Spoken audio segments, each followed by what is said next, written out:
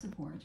More information about Internet and voice bundles at 866-218-1816 or optimum.com/business. The New York Community Trust. Listeners can continue their commitment to the causes and communities they care about through a charitable bequest to the New York Community Trust. Learn more at give2.nyc. This is NYC 93.9 FM and AM 820. NPR News and the New York Conversation.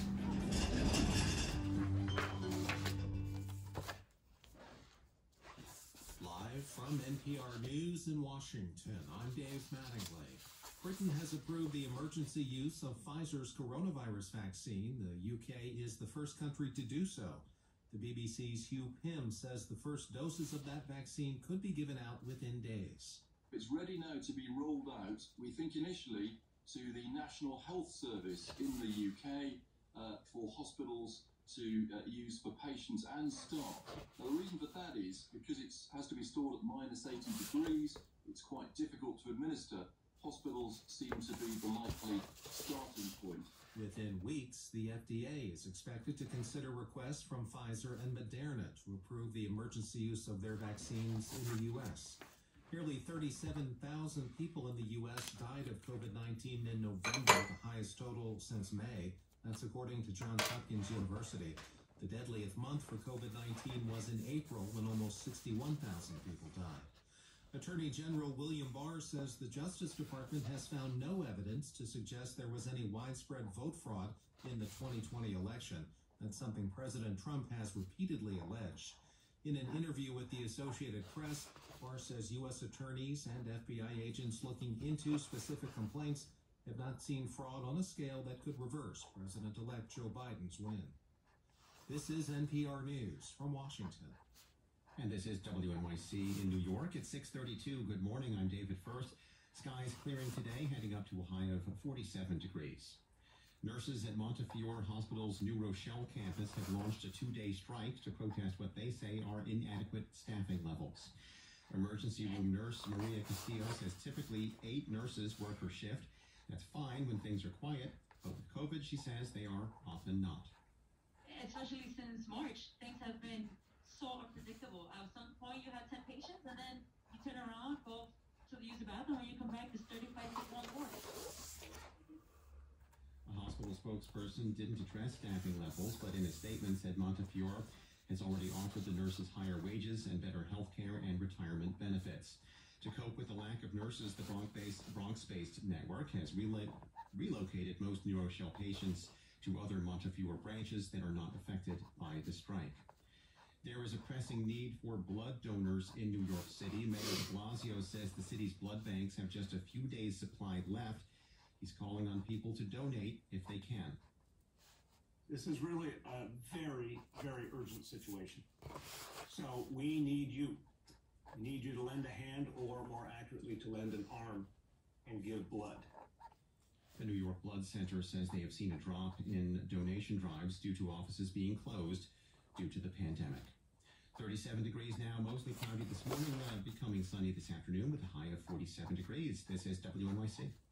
Support for NPR comes from member stations and from WebRoot, offering home antivirus solutions for protecting personal devices against phishing and other cyber attacks while working remotely. Learn more about WebRoot, an open text company, at webroot.com. And iDrive, providing cloud backup, full system backup, and on-site iDrive appliance to protect PCs, Macs, and servers from data loss due to crashes and ransomware at iDrive.com/NPR. It's Morning Edition from NPR News. I'm Lulu Garcia-Navarro. And I'm Rachel Martin. The Handel and Haydn Society in Boston has presented Handel's Messiah every holiday season since 1854. Chicago's Goodman Theater has been staging Dickens' A Christmas Carol for more than 40 years. And then there's the Nutcracker, a staple for ballet companies all across the country. But this year is not that kind of year. Here's reporter Jeff London. Merry Christmas, Uncle Scrooge. God save you. Bah, humbug. Normally, family audiences would be flocking to see A Christmas Carol at the Goodman Theater, but COVID-19 has not been just a humbug, it's been a significant hit to the company. Executive Director Rock Schulfer says the income from its popular Christmas Carol helps support the Goodman's other work. It's about a $1.7 million asset to the budget, and yes, the fact that we can't do it on stage for 60 performances or so has a big financial impact. In Omaha, Nebraska, American Midwest Ballet has been reckoning with the loss of its annual production of The Nutcracker, says the company's founder and artistic director, Erica Overturf. It is the bulk of our ticket revenue for the year, so losing Nutcracker more than any other show has the biggest financial impact for us. That translates to a loss of $500,000 on a budget of a little under $2 million. People think that Messiah is like classical music's Nutcracker. For us, at least, it really isn't, from a financial perspective. David Sneed is president and CEO of Boston's Handel and Haydn Society. We break even on it. So for us, it really is about engaging new audiences. For these three arts organizations, bringing in new audiences is one of the most important aspects of their holiday offerings, says Rock Schulfer of the Goodman Theater. People who don't know anything about the Goodman know about Christmas Carol, and it's an entry point for a lot of young people.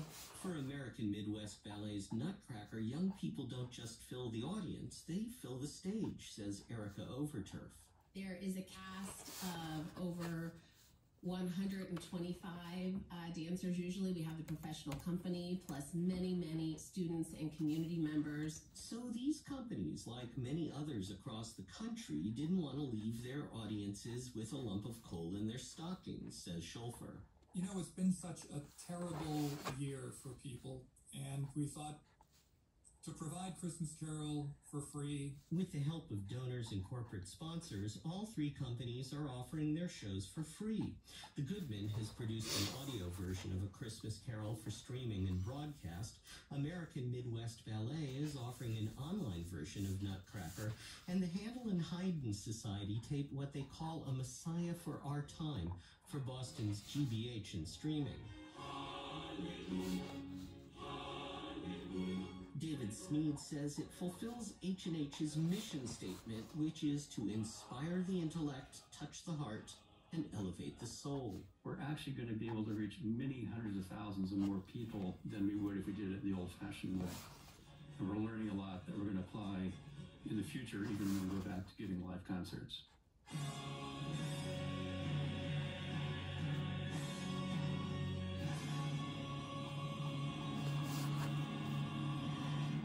For NPR News, I'm Jeff London in New York.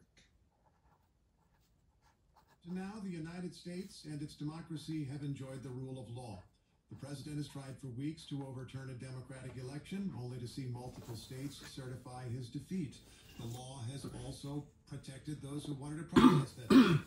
In Hong Kong, democratic protections are fading. In line with the wishes of China's national government, Hong Kong authorities are solidifying control, and 3 pro-democracy activists in Hong Kong have been sentenced. Among them is Joshua Wong, a 24-year-old who was given 13 and a half months prison time. NPR's Emily Fang is covering this story from Beijing. Hi there, Emily. Good morning, Steve. What did the activists do? They had earlier pled guilty to organizing a protest that surrounded the Hong Kong police headquarters last year. And if you remember, this protest was part of these months-long demonstrations which began over an extradition bill with China, but then snowballed into this much bigger movement about protecting Hong Kong's vanishing autonomy. The sentences today were relatively light. Wong, as you mentioned, the most prominent leader, got just over a year. A second activist, Agnes Chow, got 10 months. Ivan Lam got 7 months. They're not being charged under the national security law. What they're being charged under is general civil and criminal law in Hong Kong. But their arrest signals, a huge blow to the remainder of the opposition movement in Hong Kong. And it's part of this rapid and quite effective legal demolition of Hong Kong's opposition. And you mentioned the national security law isn't being used here, but it's in existence and makes it much harder to conduct democratic activities. Where does that leave the opposition? It's been basically obliterated. Beijing has been very clear that it wants to make opposition virtually impossible, well before 2047, which was originally the deadline that Hong Kong had to enjoy semi-autonomy under Beijing's rule. But in the last few months alone, while the rest of the world was in the grips, and still is, in the grips of this coronavirus pandemic, Beijing has done the following with the national security law. It's used the law to dismantle the legal barrier between Hong Kong and mainland China. Several protesters and smaller political parties have already been charged under the law. Beijing's legislature has expelled 4 opposition lawmakers just last month, and then the rest of the opposition camp resigned in protest, meaning that Hong Kong's legislature is now entirely populated by industry or pro-Beijing factions. There is no lawmaking opposition in Hong Kong anymore.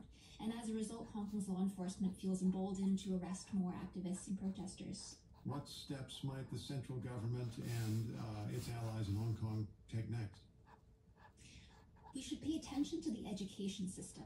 There are already hundreds of secondary school teachers who are being investigated for anonymous complaints that they support last year's protests and they're teaching politically incorrect material. And universities, which were hotbeds of protests last year, are similarly under scrutiny. And then also look to the judicial system and Hong Kong's much vaunted court system. There have been no removals of sitting judges just yet, but these judges are the most important vanguard that prevent more of this legal blurring between mainland China and Hong Kong, which is supposed to have legal autonomy of sorts under its own mini constitution called the Basic Law. And third, there will be a growing exodus of Hong Kongers who are looking for a new home. Countries like the US, Australia are starting to accept them now as political refugees, which is the first time that Hong Kongers have had to seek that protection. Refugees from a place that was considered one of the freest places in Asia. Emily, thank you very much. Thanks, Steve. And here's Emily Fang in Beijing. Here at home, the National Guard is often called in to help when there are emergencies. And this year, there have been many. And that's meant they've been busier than ever, and it's taking its toll. Frank Morris of member station KCUR has more. Talk about bad timing. Louisiana Adjutant General Keith Waddell took command of the Louisiana National Guard in January 2020. You know, the first day I was on the job, we had a tornado warning, and the second day I was on the job, we had a tornado in North Louisiana, and it really had to stop since. All year, Guard troops around the country have been running to help with hurricanes, wildfires, floods, civil unrest, and of course the pandemic. In fact, more National Guard troops were activated this year than at any time since World War II. 2020 has been an absolutely unprecedented and incredible year for the Wisconsin National Guard. Captain Joe Travado says the pandemic response there started in March when COVID-exposed cruise ship passengers from Wisconsin needed a ride home. The Guard is actually the ones who physically drove them from the airport where they landed back to their homes, and that was our initial mission. And that was just the beginning. Wisconsin Guard helped us set up an auxiliary hospital, jumped in to staff call centers and haul supplies. It's conducted nearly 1 million COVID tests. Across the country, Guard troops have administered more than 9 million tests, packaged, served, or delivered a staggering 584 million meals, plus hundreds of millions of protective masks, gloves, and gowns. More than 47,000 National Guard troops were actively fighting the pandemic this spring. Less than half that number now. So this is not our high point. Colonel Michael Venardi, Director of Joint Staff for the Kansas National Guard, says state and local agencies have now ramped up to take over some of the testing, food distribution, and other things the Guard troops took on initially. That's a good example of communities stepping up and finding permanent solutions as opposed to the temporary solution that really our soldiers and airmen can provide. And while hospitals are filling up with COVID patients in many parts of the country, the Guard's ability to help with that crisis is limited. Brigadier General Nick Dusage, with the National Guard Bureau in Washington, says the Guard's citizen soldier, doctors, and nurses are already in the trenches fighting the pandemic. The vast majority of our medical professionals actually currently serve in the hospitals and medical care facilities existing. So we'd only compound the problem if we were to pull them out and utilize them in a different way. And there's another factor limiting Guard activity. Federal funding for the pandemic mission and the presidential memorandum authorizing it expire at the end of the month. Meanwhile, a major new challenge is right around the corner. Trina Sheets heads the National Emergency Management Association and says many state emergency managers are counting on the Guard to help with vaccinations. And there is a very clear role for the National Guard to play. In the United States, we've never had to immunize the number of people at one time and within such a short period of time as we will have to do for COVID-19. So add that to the to-do list, along with whatever else foreign adversaries, the pandemic, and Mother Nature can throw at the National Guard. For NPR News, I'm Frank Morris.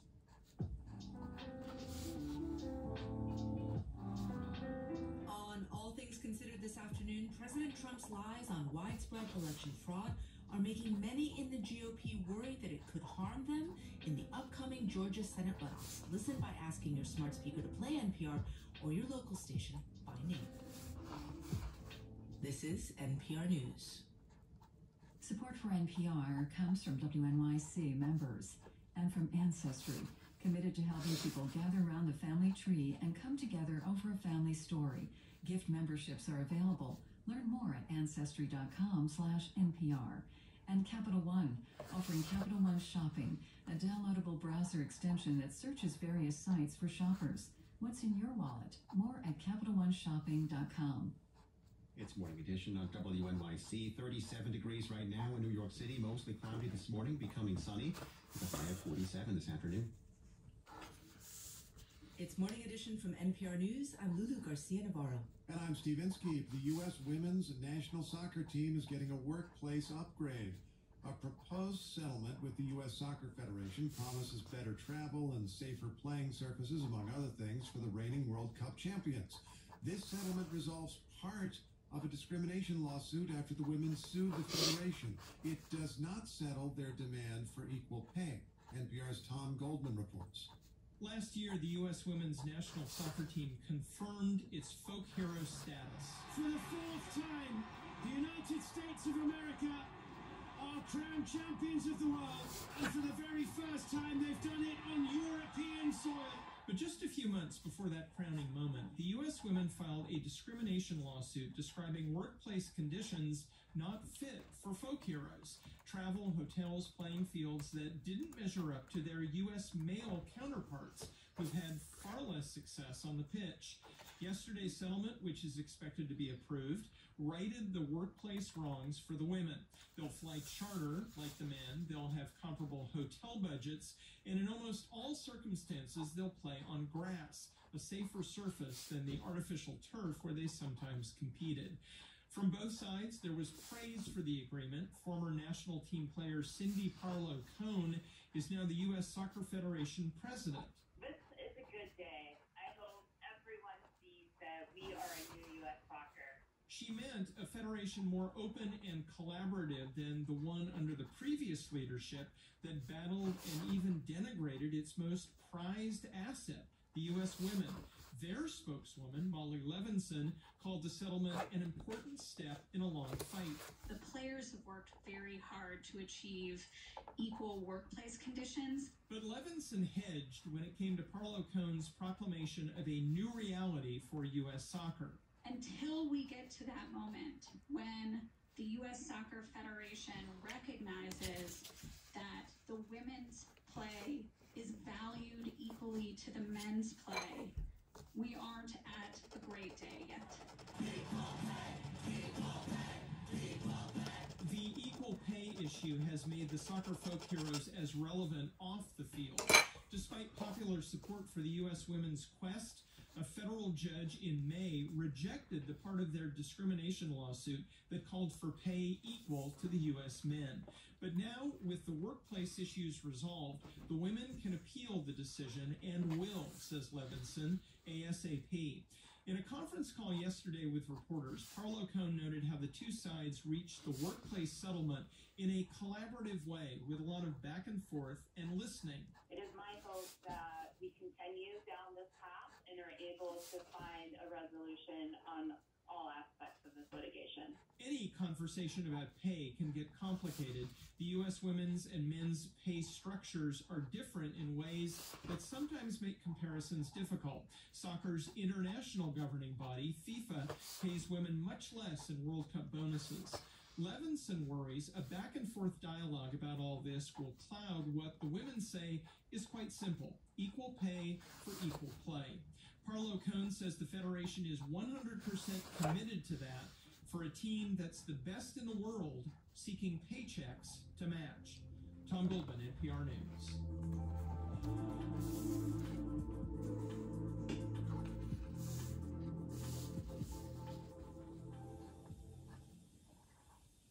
The Marketplace Morning Report is coming up next here on WNYC. And later on Morning Edition, with a number of pandemic relief measures set to expire this month, a bipartisan group of senators has introduced a new COVID-19 economic aid proposal. It would be stupidity on steroids if Congress left for Christmas without doing an interim package as a bridge. We'll have the latest coming up next hour.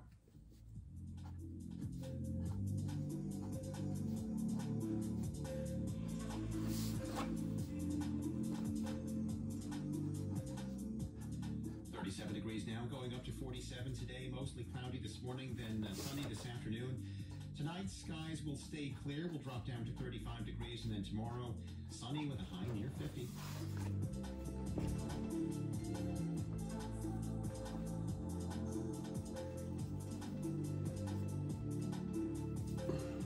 Support for WNYC comes from Genesis, a global cloud contact center software provider that connects phone, email, chat, and social.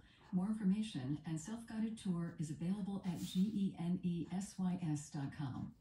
WNYC and the New York Public Library have teamed up for a virtual book club experience. I'm Allison Stewart, host of all of it and the book club Get Lit. This month we've been reading the New York Times bestselling novel The Night Watchman, and now it's time to discuss. Join me, author Louise Erdrich, and special musical guest Buffy St. Marie for our live stream book club. Tonight at 7, get directions on how to borrow the ebook from the New York Public Library and find the link to watch live at wnyc.org/getlit.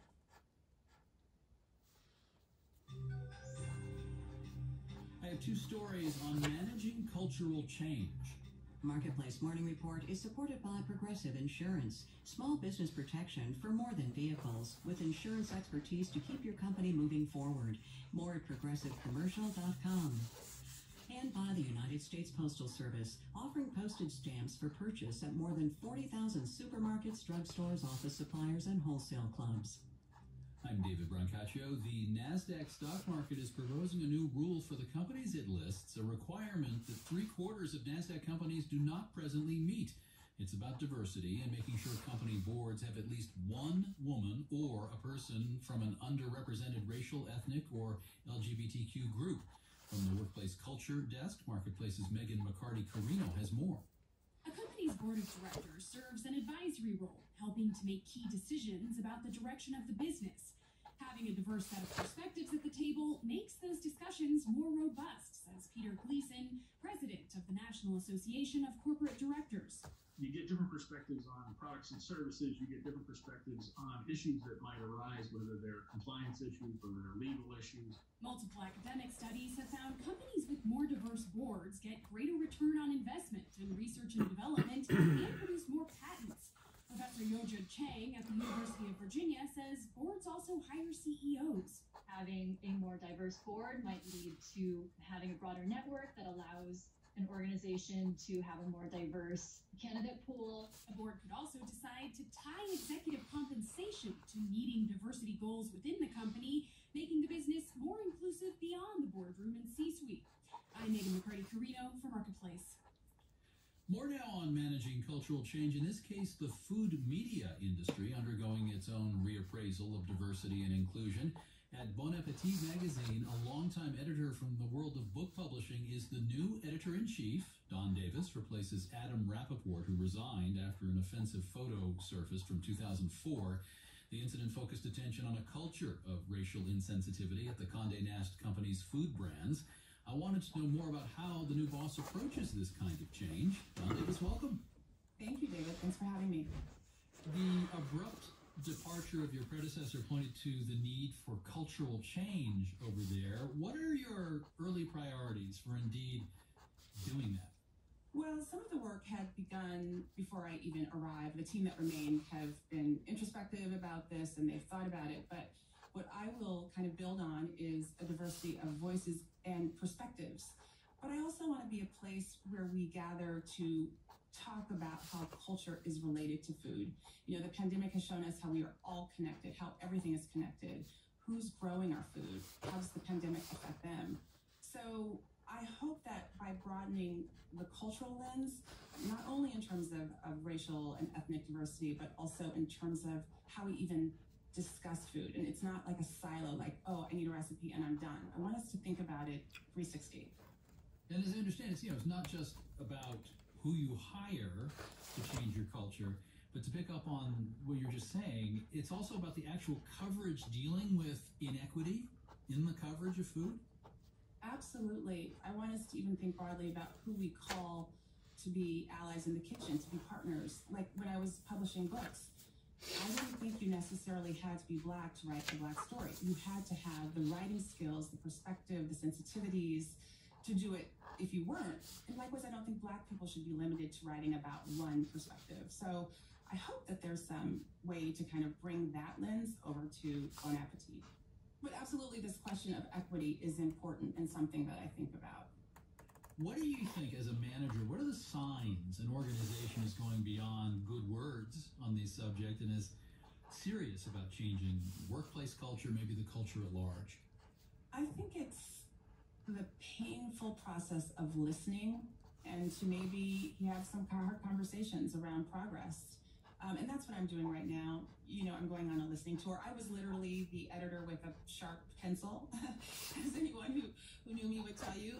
But I don't want it to stop just after I've listened to everyone. I want to keep listening.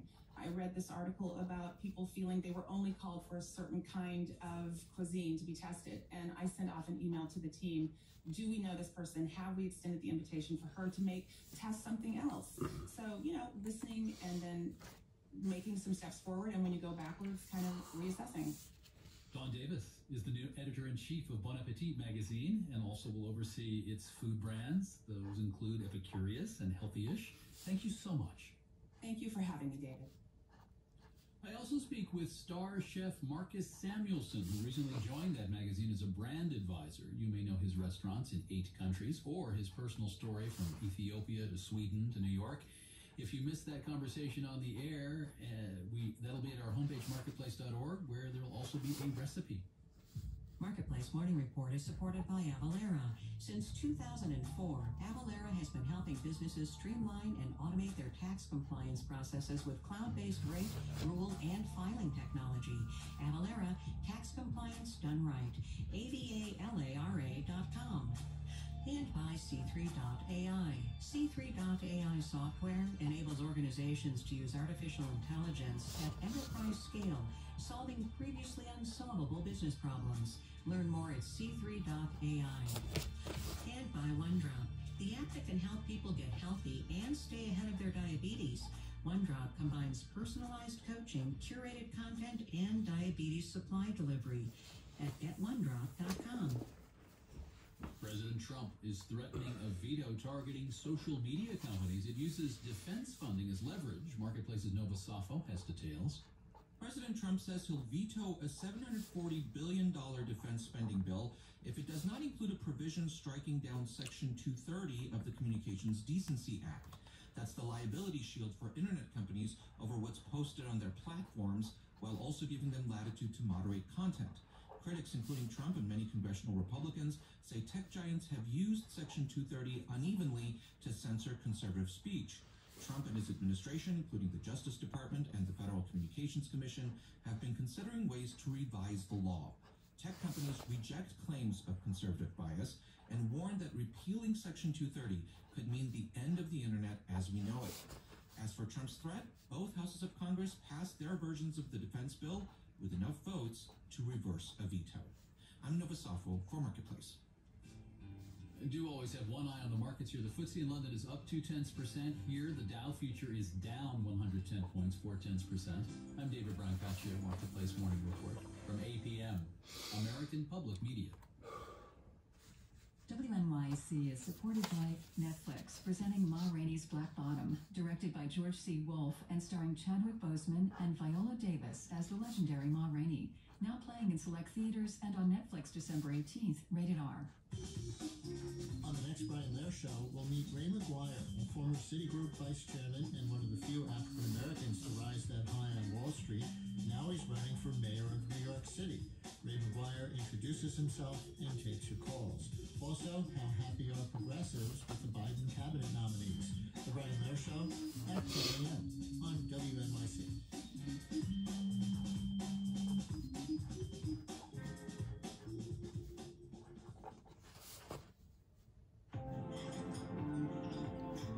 WNYC FM, HD, and AM, New York.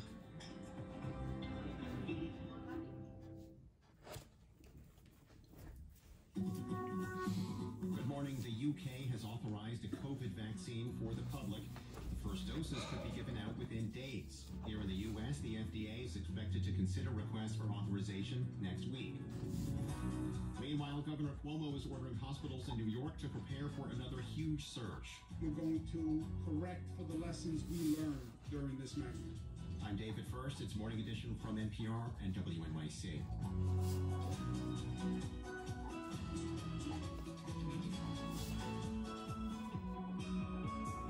The Justice Department says claims of election fraud are baseless, while a top election official in Georgia says he's getting death threats from supporters of President Trump. And in weird but optimistic news, seaweed appears to make cows less gassy, which could help slow climate change. It's 2020. We'll take it. It's Wednesday, December 2nd. The news is next.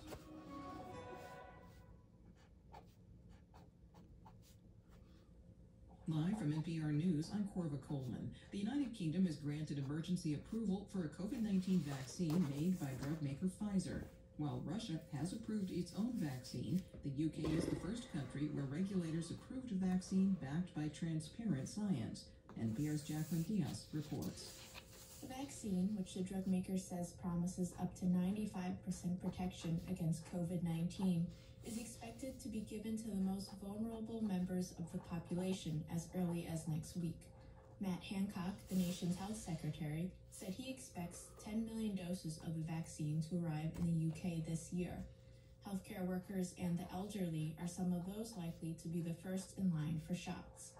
Vaccine delivery is expected to continue in the UK throughout 2020 and into 2021 in stages.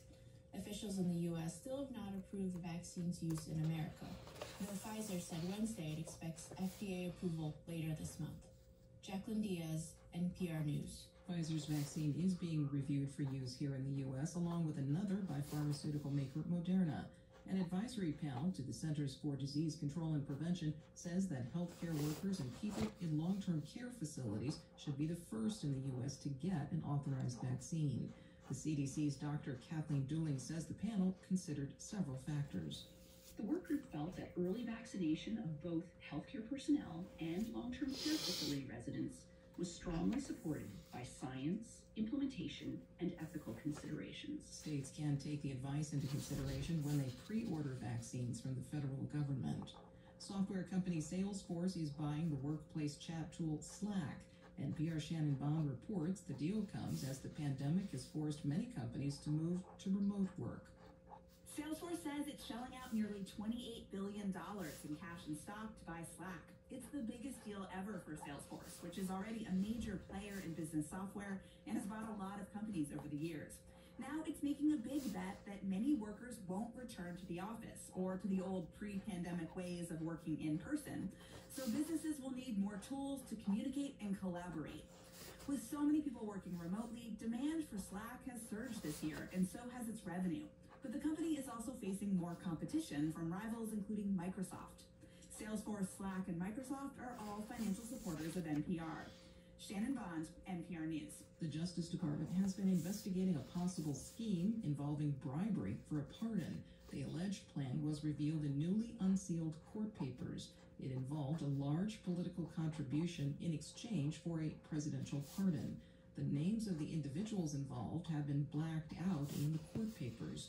President Trump has tweeted that it's, quote, fake news. You're listening to NPR News. And this is WNYC in New York, 4 minutes after 7 o'clock. Good morning. I'm David First. 37 degrees now, going up to 47 this afternoon.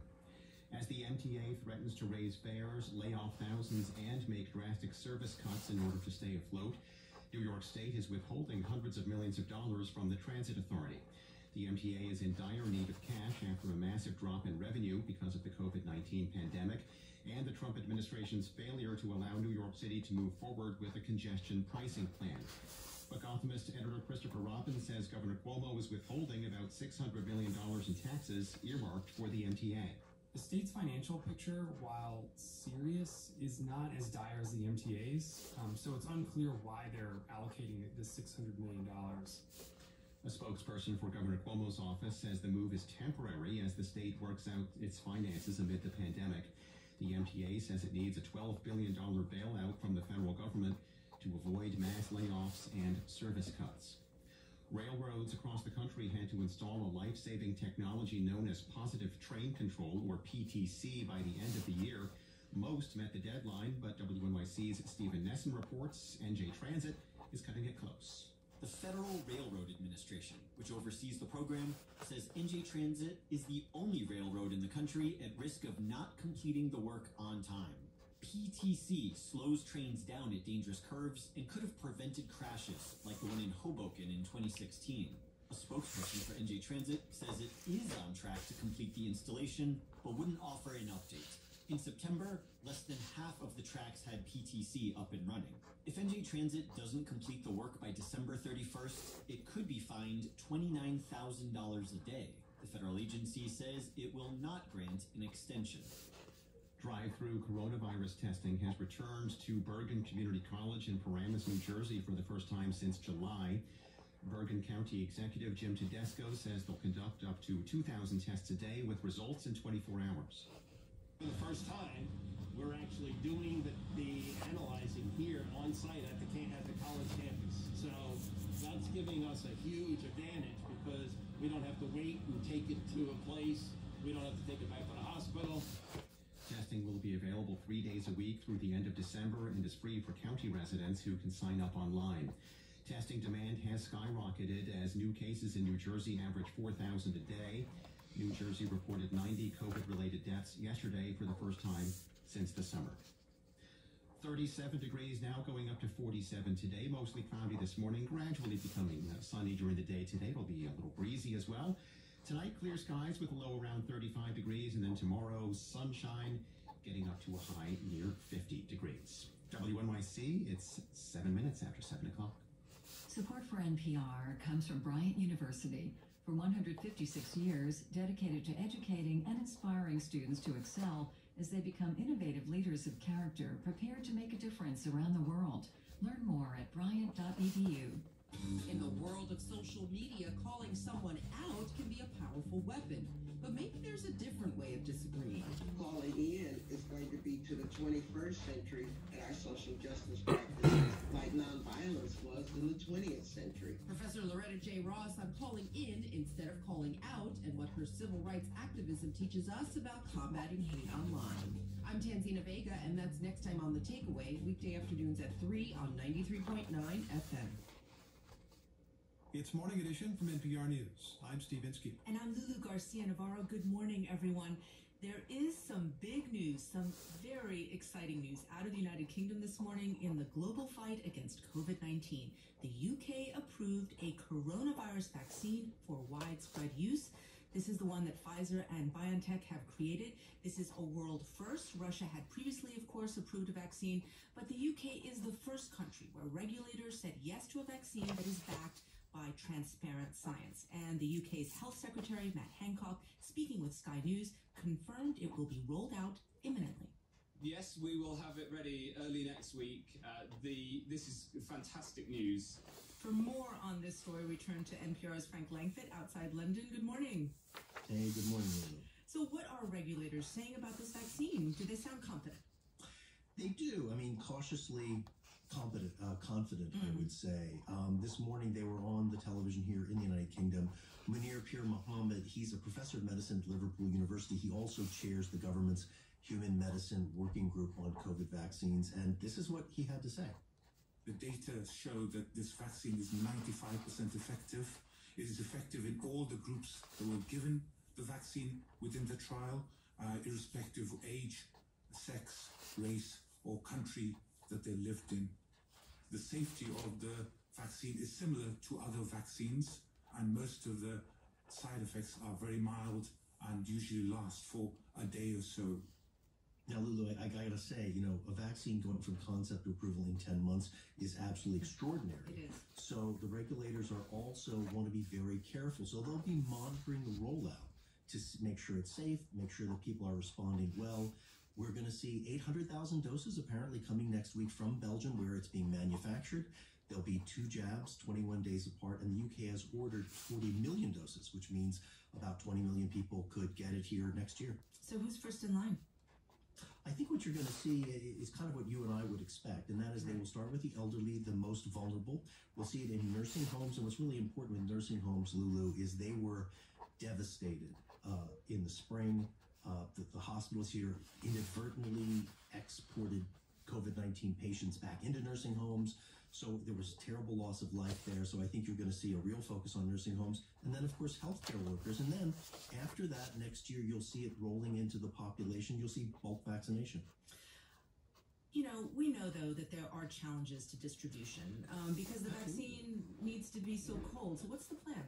Yeah, so this is the downside of this particular vaccine. It's got to be stored in minus 70 Celsius, which is about minus 94 Fahrenheit. And so they're going to start off with hospitals where they feel they do have the infrastructure to do this. Then they'll be setting up vaccination centers, probably in some of the field hospitals that they built in the spring. They call them Nightingale hospitals after Florence Nightingale. And then I think you'll see it going into community clinics, but that's going to be more challenging because are they going to have these kind of freezer facilities? One thing that's interesting, Lulu, is the AstraZeneca University of Oxford vaccine, which is also under review now by the regulator. It has a big advantage that it doesn't have to be stored at such low temperatures, and the UK has ordered 100 million doses of that. So there's a multi-pronged strategy here in the UK to get people vaccinated and begin, ideally, to pull out of this long, dark COVID tunnel. Indeed. I mean, if the government can roll it out efficiently and if it proves to be as effective as it is supposed to be, I imagine that means a big party imminently in Hyde Park. I'm kidding. But, I mean, I'm a little excited. That is true. Part of the problem. That is part of the problem. People have been violating lockdown to some degree. I think what you would see is psychologically this would really lift a huge weight off people here. And I think also it would be good for the government because they're widely seen as handling this incompetently. We have the highest death toll in all of Europe. And then I think you're going to see businesses begin to do more investing and maybe begin to pull the economy back to where it was. It'll take a while, but maybe to a much better place than where it's been in the last 8-9 months. That is NPR London correspondent Frank Langfitt. Thank you very much. Hey, you're very welcome, Lulu. The vaccine news offers hope for the spring or the summer, but does not change the short-term situation.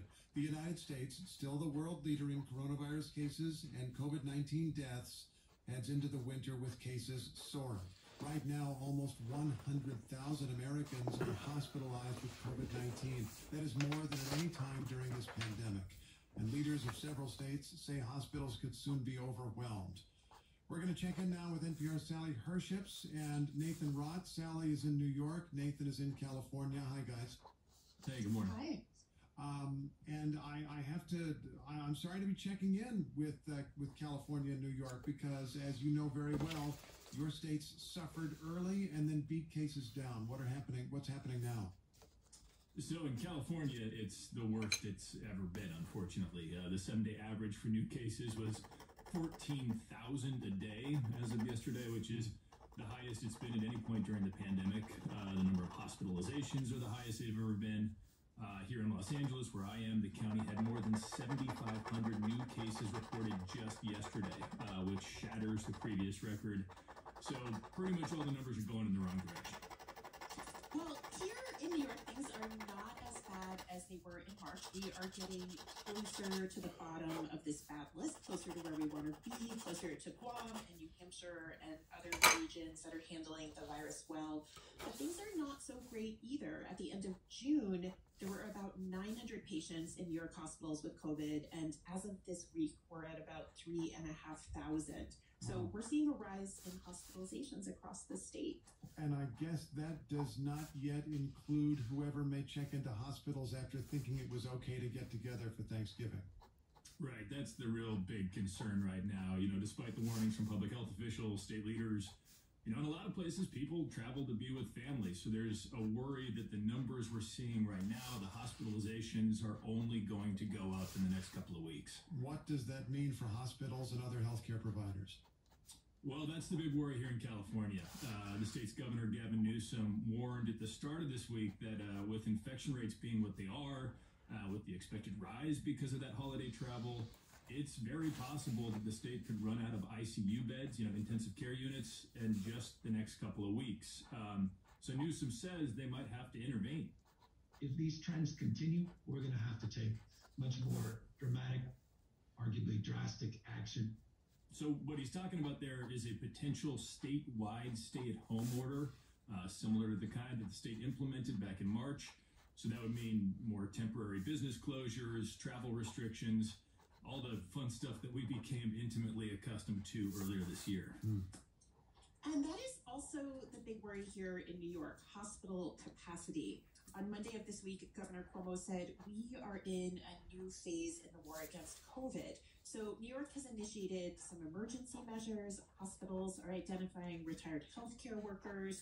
Some are already experiencing staffing shortages. One county, Erie County, which has what Cuomo says is the most critical situation in the state, has already stopped elective surgeries. Well, given all of that, is New York State going to have to impose more restrictions on people for their own safety?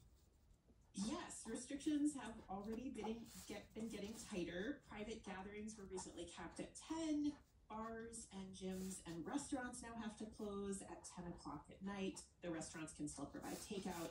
And Governor Cuomo is talking about the need to prep emergency field hospitals across the state. So he's telling hospitals, if you have 100 beds, you're going to need 150.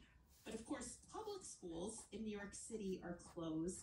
And Mayor Bill de Blasio has just announced that elementary schools will be reopening.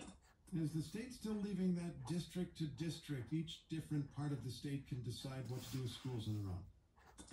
Yeah, Governor Cuomo might disagree with that statement. He would say that this kind of patchwork approach is due to a lack of federal guidance and support. He has called on the federal government to take a firmer hand. And a good example of this kind of patchwork approach is amateur sports around the country. Right next door to New York, New Jersey, which is also seeing a spike in coronavirus cases, has recently tightened restrictions on amateur sports. And so have Michigan, Minnesota, and North Dakota, which are experiencing spikes of their own. But then you have a state like Texas, which is also experiencing a huge surge, saying it will not take restrictions. So this is all a matter of public health, but also a matter of politics. How are people in your states responding to the talk of new restrictions as cases soar? Well, they're not happy about it in some cases. We're seeing examples of restaurants or businesses in California and other places that are just, kind of straight ignoring existing restrictions. The California Restaurant Association actually sued the state last week to try and block the suspension of outdoor dining here in Los Angeles County, saying that it would put thousands of businesses and employees out on the street. They lost that, and outdoor dining did stop here on Monday. But you have to remember that, a lot of businesses are still hurting from previous shutdowns. We talked to a cookie store owner in San Francisco. His name's Paul Peretta. He said, he understands why Governor Newsom is considering more restrictions. He's doing the best he can do with the information he has. I would hope and request that he take that same concern and care for the everyday citizen and translate it to the everyday business owner. Yeah, in New York, there's mixed reaction, not only in the business sector, but also in law enforcement. Leading up to Thanksgiving, the governor made a big push for residents to comply with his 10-person cap on private gatherings he put in place. But the state Sheriff's Association said it would not enforce the restriction. And there we have that patchwork response again. Wow. Okay, that's NPR's Sally Herships and Nathan Roth. Thanks to you both. Yeah, thank you. Thank you.